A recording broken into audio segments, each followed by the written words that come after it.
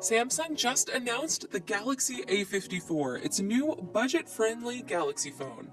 Compared to last year's Galaxy A53, the A54 has an updated design, a camera with larger pixels, and a new processor.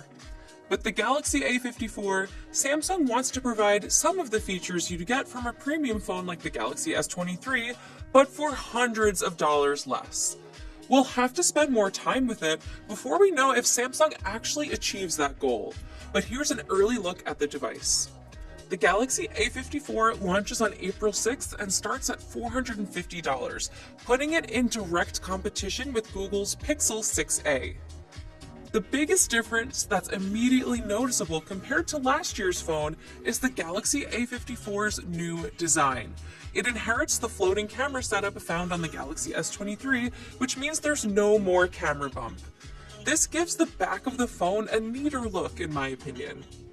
The Galaxy A54 has a triple lens camera with a 50 megapixel main camera, 12 megapixel ultra-wide camera, and 5 megapixel macro camera.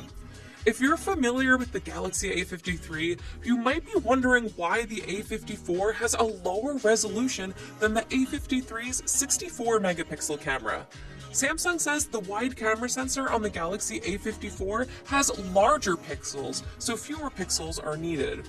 I thought the Galaxy A53's camera was okay for a phone of its price, but the Pixel 6a's was better.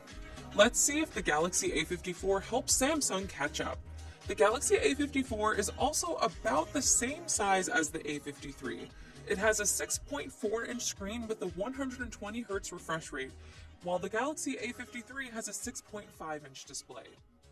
But what I'm really looking for is better performance in the Galaxy A54.